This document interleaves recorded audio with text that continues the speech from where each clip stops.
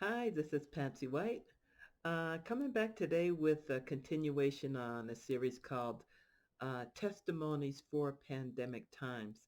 In this time, especially since we can't see the future, but what we can see is the Word. I thought it would be good to share testimonies of how God brought me through the last recession that we had back about 12 years ago.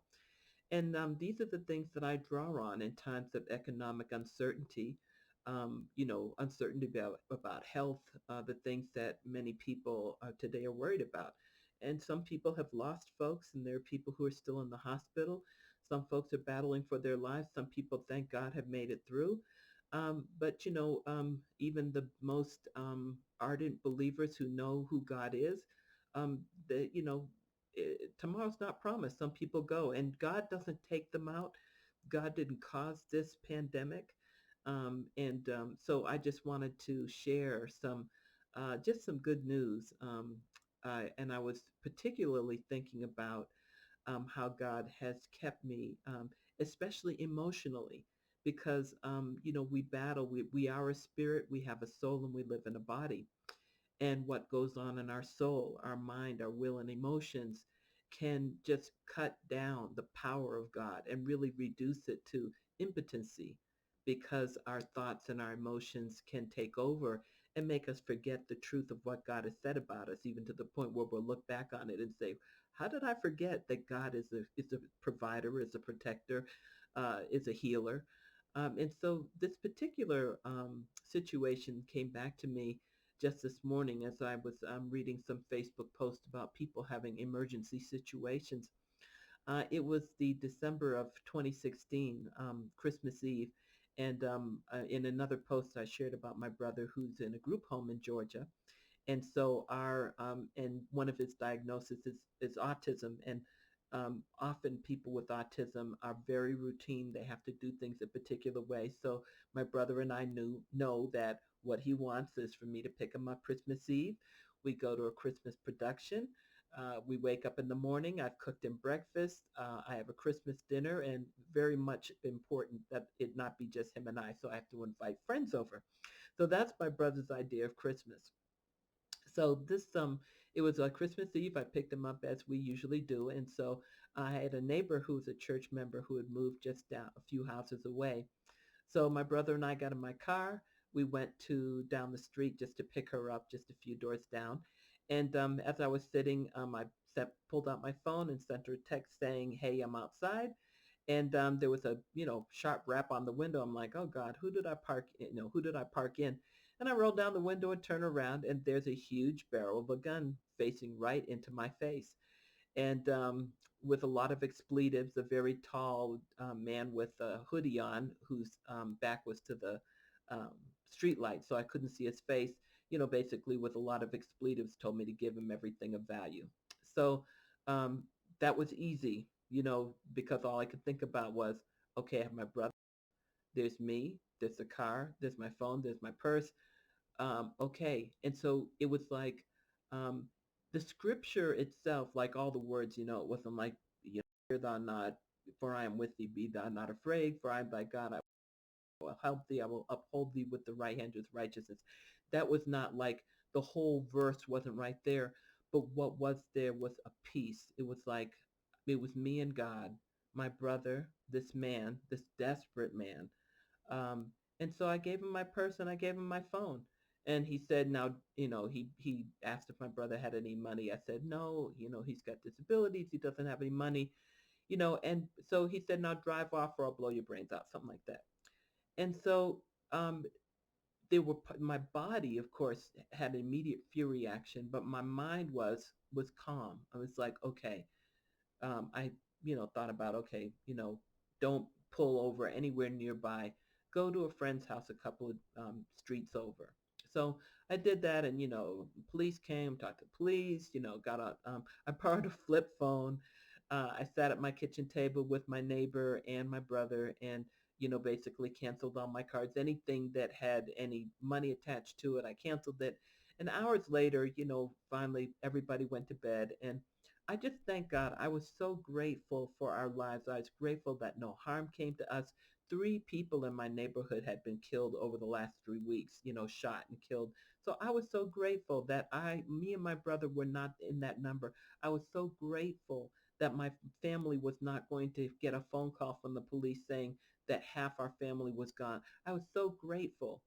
And so I went to bed. I got up extra early. I think I put the turkey in the oven, or maybe I took the turkey out. I was taking care of the turkey. And so I made my brother's favorite breakfast and then went to wake him up. And it was hard to wake up. I figured he was probably really tired from our ordeal. So I went back in after half hour. Still couldn't wake him up. And then I started getting concerned.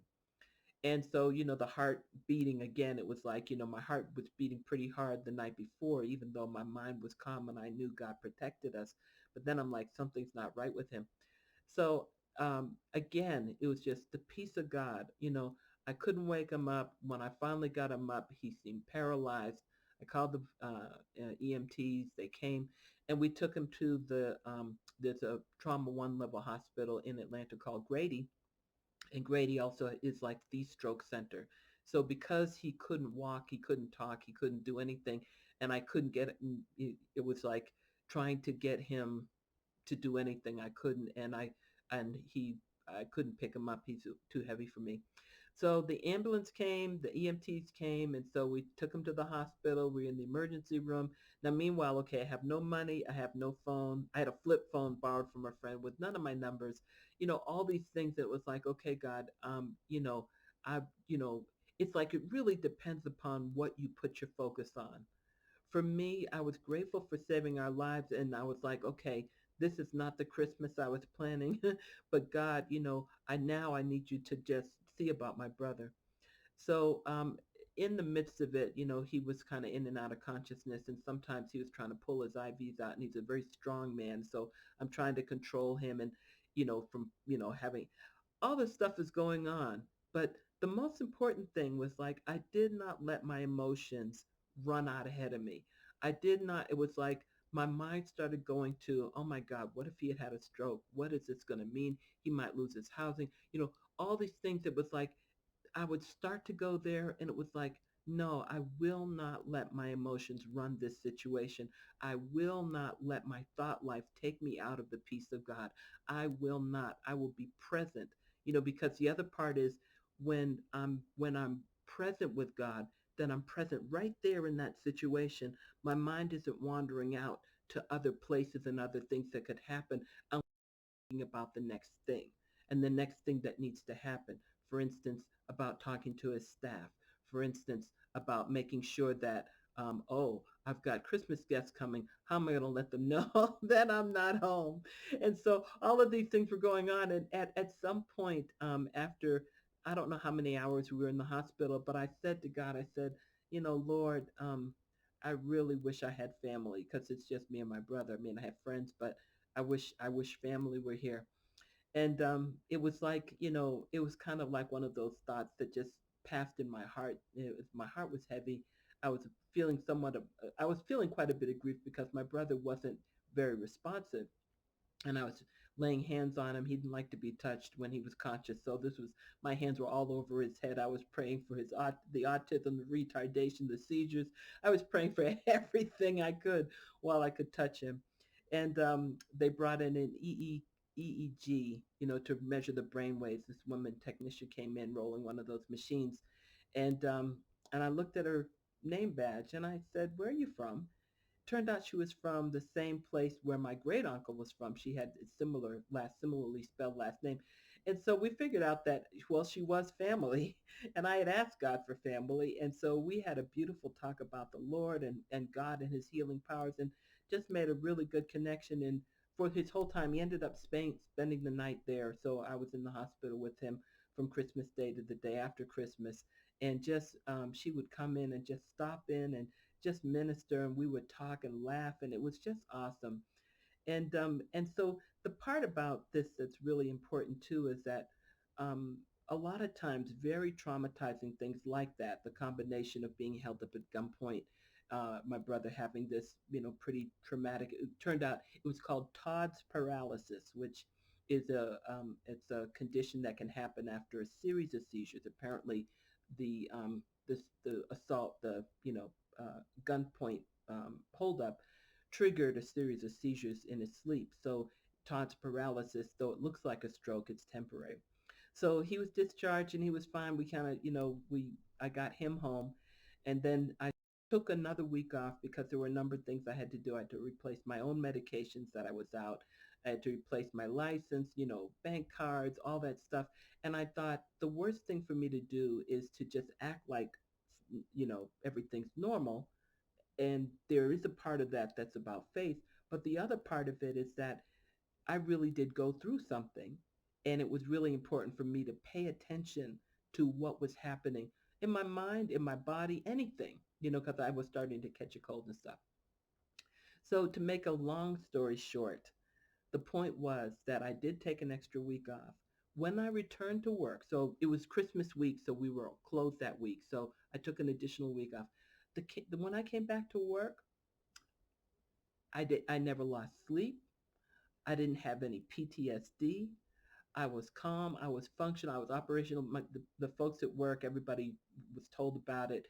And, people were like, how are you? And I'm like, I'm good. I was good. And I'm still good. It was about trusting God in that and never letting myself get off center, not losing it, and remembering who God is in all of it. And so I want to encourage you that if there's like crisis going on, medical crises, economic crises, just all sorts of things that can make you lose center, I want to encourage you to stay focused on, even if it's one truth: God is my protector, or God is my source. 3 or 4 words, and just hang on to those, and don't let your mind stray from them, and it will center you and ground you like the man who builds his house on a rock. And so I just wanted to share that with you. It was a horrific thing. I'd never want to go through it again, but I came out of it unscathed. I came out of it not smelling like smoke. So God bless you. Thanks so much for listening.